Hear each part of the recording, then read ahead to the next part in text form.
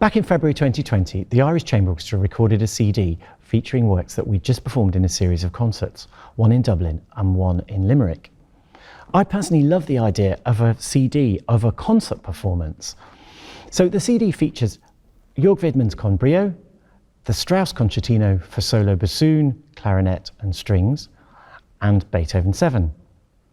I'm really lucky today to have Jörg here with me now, and I want to ask first of all, why did you pick these three pieces to put them on one disc?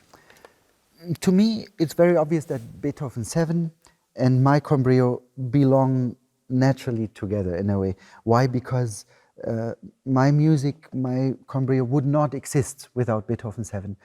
In 2006, I think it was, when Maris Jansons, the conductor, wonderful conductor, called me to ask me if I could imagine to write for their Beethoven cycle in Munich as an overture, to write a piece for Beethoven 7 and 8. Which I happily did, but I told him actually, Beethoven 7 I love, number 8 I don't understand. Do you know what he said? He was very clever. He said, well, if you accept our commission, I'm sure you will study number 8 again, and I'm sure you will finally understand it. And he was right, by the way. Yeah. So these two pieces belong very much together. So I was very fascinated, and I still am, by what Beethoven brought into the music, emphasizing second beats and fourth beats, which were not emphasized at that time, or you learned in musical lessons, don't do this, it's not musical. Last movement,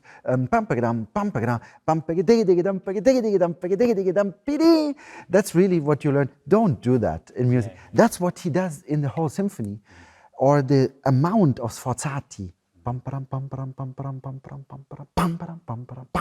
The sheer amount, and also the obsessiveness of having one rhythm in the first movement. I was so inspired by that. Therefore, I wrote Brio. It's a clear Beethoven homage. Therefore, these two pieces belong very naturally together for me. And the Strauss would be more an antidote to these two other pieces for me. It's a late piece of Strauss. It's a lyrical piece. It's a singing piece. It's looking back.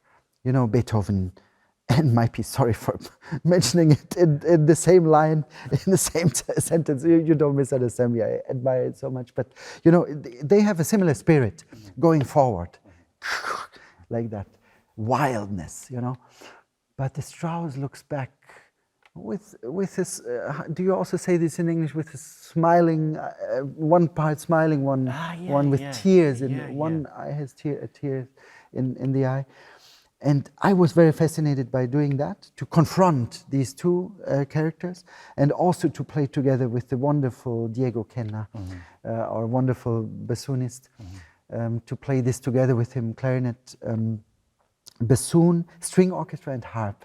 Also very special combination. So I'm very, very happy we can combine Brio and Beethoven, and as an antidote and a completely different perspective, to have the Strauss as a completely different perspective on this CD. Yeah, and when you talk about Brio, you talk about this kind of energy in the piece, and my memory of recording it and actually performing it as well, there's always this kind of almost freneticness in the orchestra. There's this kind of excitement and concentration, and almost a sense of fear.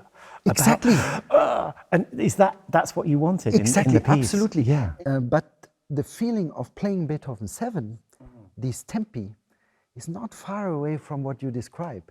It's sheer joy. It's this, how did you say, freneticness? It's a wonderful word, which I just learned. Thank you. And I love it already.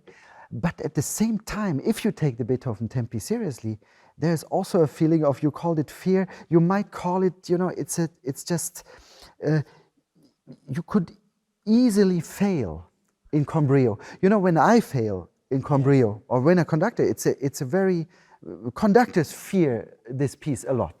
Because it's 82 pages or something, but the piece is only 11, 12 minutes long. So you can imagine how much information there is. So if the conductor gets lost, it's over. Absolutely. There will be silence. The conductor has to say, we start again in bar 184. So, and that feeling, but I love this feeling, because and everybody has to be concentrated like that, has to sit at the edge of their seats. But if the energy works, then it can spread to the audience as well as in the Beethoven 7. I think it's a similar feeling. I think there's nobody who says, okay, let's enjoy. I mean, there's nobody who does not say, let's enjoy Beethoven 7, yes? But if you take the tempi literally, you are also, it's in between fear and love and joy. Yeah, you know? Absolutely. Beethoven 7, it's actually the very first piece that I played with the Irish Chamber Orchestra. And whenever I play it with another orchestra, I always feel as if I'm slightly cheating on the ICO, because it's sort of like, I shouldn't be doing this. This is an ICO. Now you know how I feel sometimes. That's fantastic. Now, you talk about the Strauss as a sort of almost like an antidote to the other two pieces. Yes. For me, the combination of the bassoon, the clarinet, the strings and the harp, this is an unusual combination of instruments to put together in a piece. But also I wanted to ask a little bit about playing with Diego Cena, the first bassoon of the ICO. I mean, can you tell me what was that experience like? Yeah, I think it was our colleague and your fellow colleague, admired colleague, Heinz Holliger, who brought us together. Because I think it was him, because it was Heinz Holliger who persuaded me, actually, because I was actually too young, I must say, from today's view. I was 26 when he called me and he said, well, you have to apply for the professorship of clarinet in Freiburg, you know, which is so famous for wind playing. You know, Dieter Klöcker, my predecessor, Heinz Holliger, Aurel Nicolet, the flute player, they all were taught there. And I told him on the phone, you know, I have the impression I am still learning. How could I teach others? I've never done it. And you know what he said? I was 26 too. He said, when I started here in Freiburg, my oboe professorship, and how could I have experience? But I learned it by doing, you know, learning by. So he encouraged me a lot.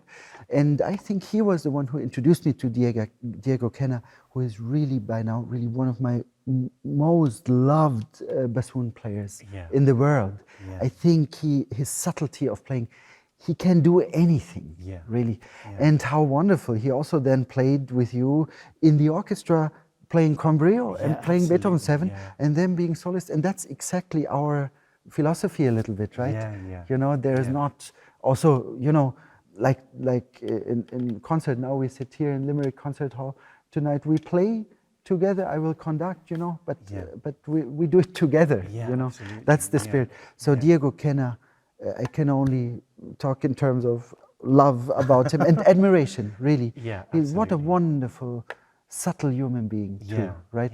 He would never, you know, if he is in the foreground, he would rather step back, and he does not want to be. But he is, in a natural way, by his playing.